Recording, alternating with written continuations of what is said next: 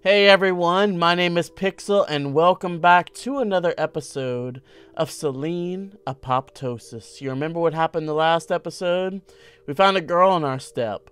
Only this character didn't say that it was a girl. He treats her as a cat. Talks about her as if she's a cat. Bathes her as if she's a cat. I'm looking for more answers. I know anybody still watching this also is, so we're going to get into this and see if we can find out some things. He couldn't remember how he'd ended up in the living room again. The cat was napping peacefully in his arms. He absently ran his hand down the cat's wet back, tracing the bumps of her spine with his fingers. I should get you some food. Let me see what I have. He got up with just a tad bit difficulty, nothing he couldn't handle. Still, his body felt unusually heavy and unwieldy. He had to give the cat something to eat. He will lie down afterwards, and then, hell, maybe he'll even fall asleep. Maybe he should have gotten a cat from much earlier. A ball of fur with a pair of moon eyes and a velvety voice that you can always negotiate with. And that's about it. That's kind of funny. He could have avoided all that suffering if only he had a cat. But this is a girl. This is not a cat. Do you not get that? You got a cat, my man. A girl. The kitchen blurred before his eyes. He got to the refrigerator and opened it, squinting from the light and leaning on the door way harder than he was supposed to. If the landlady was around at the time, she would have told him exactly so. Don't lean on the door. After all, this is her house and her refrigerator, and everything should be neat and tidy in case she has to move new tenants in. Perhaps the landlady would have even warned him about the milk. The milk itself is completely harmless, unless, of course, you're allergic to lactose. But there's a special kind of lactose-free milk, right? What matters is the bottle. Bottles, much like cats, can vary greatly, but this particular one was made of glass. If only the landlady was here, she would probably have told him not to touch the bottle, because he's falling on the floor and the bottle might break. And then the milk will spill, and he'll have nothing to feed the nice cat he found. Or rather, it was her who found him, and very timely, because he was lying on the floor. He had been lying there for some time and would have been lying still if he hadn't felt the light touch of something hot and rough on his cheek. It was almost like a dream, although of course comparing sleep with fainting isn't quite correct no matter how you look at it. The floor beneath him was surprisingly hard, cold, and wet. He felt all of those three qualities clearly and was afraid to imagine what would happen if he tried to move. But he had to move, one way or another. At least to see what's up, because something hot and rough was still sliding up his cheek, gradually creeping up to his ear. He felt a warm breath, and then a cautious bite. Oh no! Ouch! He jumped on the spot. A shadow rushed to the side, and then calmly began to lap milk from a puddle. Oh, I guess I dropped the milk. I dropped the milk on the ground. And now the cat. What are you doing? The cat looked at him briefly and licked her lips. No need to be this dramatic. You were lying around idly, and you're not even a cat, see? Besides, you're soaked in milk. Well, you're right. I'll let you down and had to get my punishment. I let myself down, too. Good Lord, now there's cleaning to do until the next Advent, like his mother would have said. I'll go get a rag. Stay here and don't ruin what's left of the kitchen while I'm gone. The cat watched him go with a skeptical look. This is getting weirder and weirder by the minute. Aren't you the one who's been causing all the trouble so far? When he returned with the bucket, the cat was gone. Did she at least clean up her mess? Do I have a mess to clean up? Oh, I guess it's morning. The Theater of presents How to Bake Nothing. Fill in the blank. How to bake whatever it is you desire. What is this? In the kitchen, something exciting is happening. Fill in the blank. You will need a blade. Did you take the pills? Scratch out the entrails.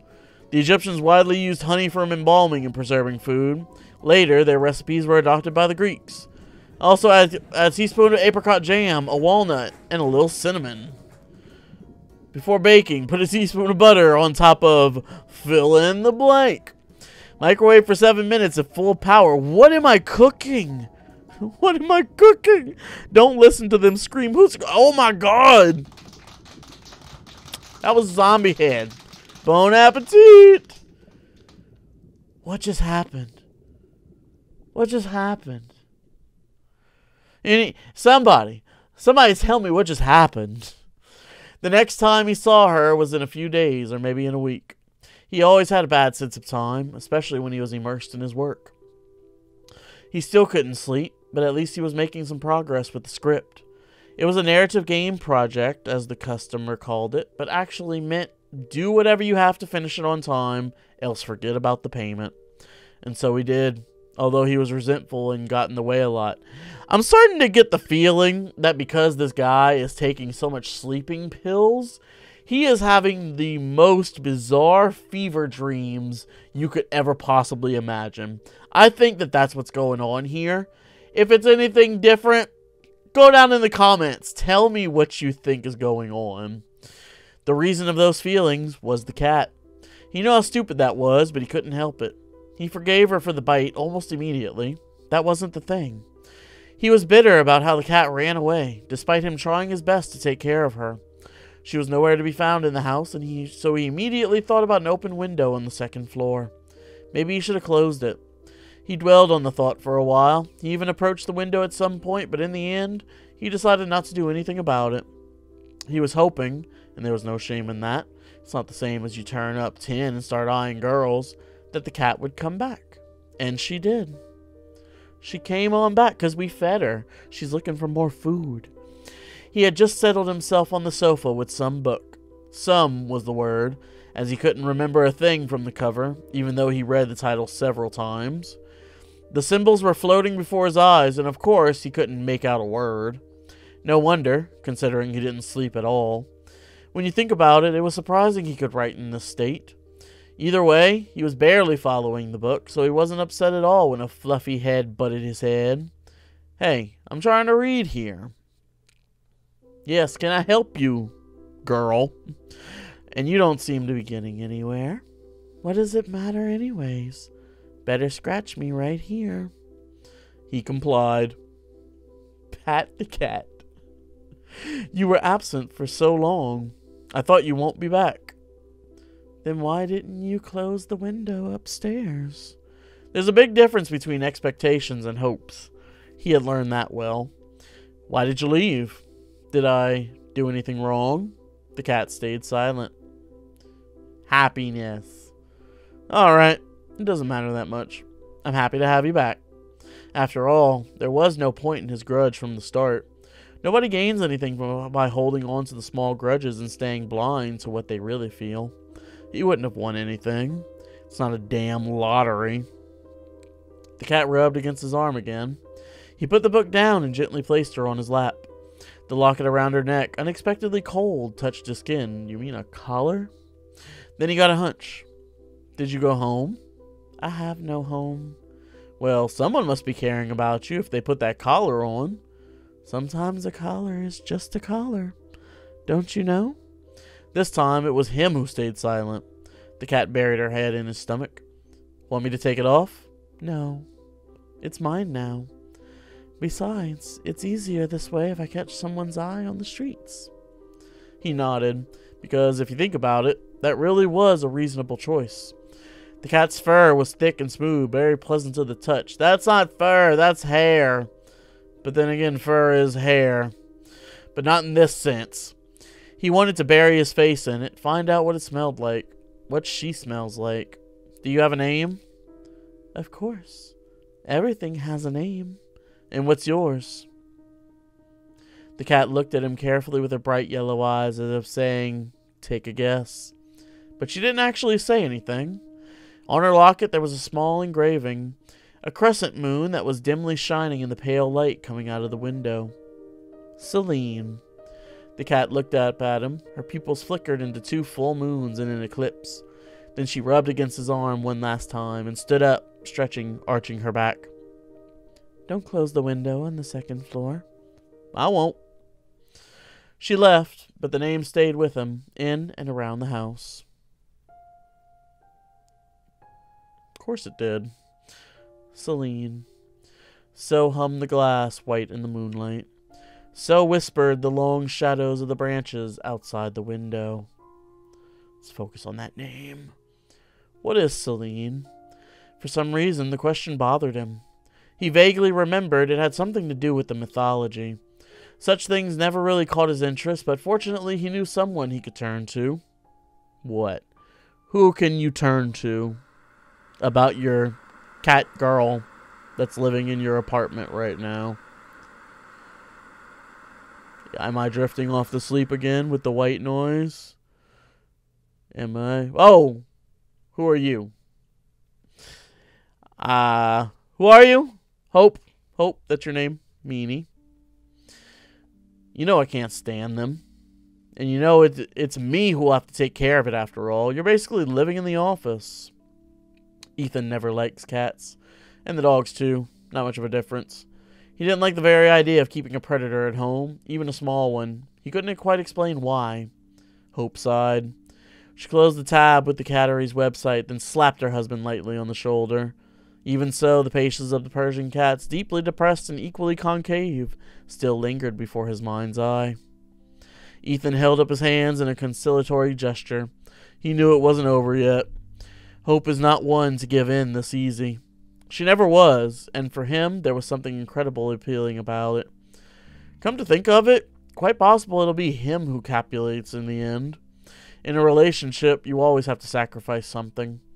In 4.5 years, or even 5, according to Hope, he had learned this quite well.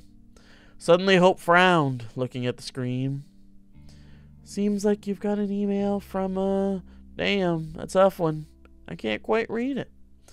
It just hit your work mailbox. Let me see. I hope I got a new project. Middle Ages are fine and all, but they're about to start pouring out of my ears.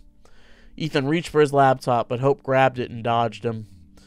Right. Why don't we talk contracts on a Sunday evening? So which one of us is all about work and no play, Well, such are the benefits of freelance. Come on, give it back. Hope giggled and leaned over the armrest, hanging over the floor. Hope's defenses withstood several more attacks. Each time, Ethan thought the laptop would definitely hit the floor. Then she gave Ethan a peck on the cheek and slid off the couch. The laptop returned to its owner. All right, I give up. I mean, what if they actually give you a new contract, but on the same old Middle Ages? Now that would be a twist. Yeah, a hilarious one. But there was nothing about the Middle Ages in the letter. Not a mention of the payment either. Ethan read it several times. Leaving formalities aside, there was but one question in the letter. Ethan, or rather, the part of him that was responsible for finding the accurate answers, got immediately engaged by the wording. What is Selene? Ethan rolled that question around his mouth as if tasting it. At a glance, the answer was simple. Ethan's real passion was the early Renaissance, but he was a history consultant after all. At least, he liked to think of himself that way. The agency was paying him for a reason. He needed no reason to tell that Selene was the goddess of the moon in the ancient Greece. The question, however, seemed to be way more intricate in its nature. Or at least that's what Ethan wanted to think, because the Middle Ages were actually about to start pouring out of his ears. He was always diving into his work completely and living in an age where madness, curse, and death are contagious as an exhausting trial. He needed some distraction. Of course, he had a part-time job with those online courses, but the platform where he lectured wasn't planning anything new just yet. All in all, the request looked interesting, if not for one small matter: the payment. Or rather, the lack thereof. Ethan hesitated. The sender's name seemed familiar. He searched the email address and found out they had already worked together on a couple of texts. Both times, his efforts were duly paid for by the agency. Ethan never worked for free.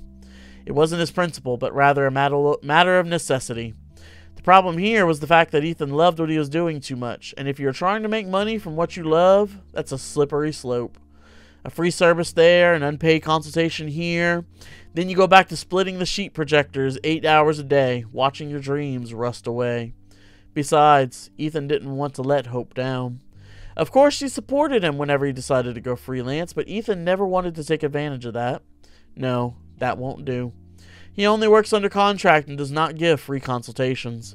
Just as he was about to give that as a response, Hope's fair head popped up from behind the door. "Are you coming?"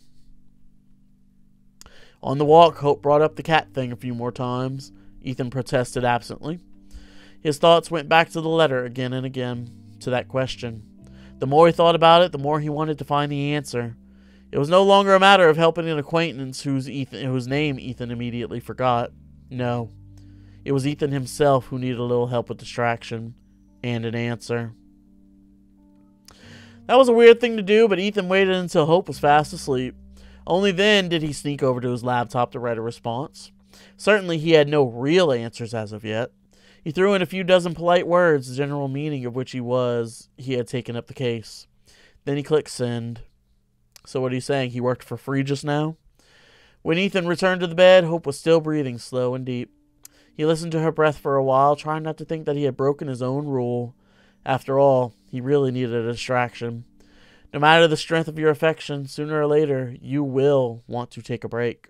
It was another thing he had learned over the past 4.5 years. And with that, I think that is where we are going to stop for today. I'm all out of time, guys. Thank you guys so much for watching. We're getting a little bit more normalcy here, which I'm pretty satisfied about. Now we've got a guy who's talking together with his wife, freelancing. So anyways, thank you guys so much for watching. If you enjoyed what you saw, feel free to like the video. You want to follow along with this series, see other videos I've done, subscribe to the channel, hit the bell, get notified whenever the episodes come out. Thank you guys again for watching. I'll see you in this next episode. Bye now.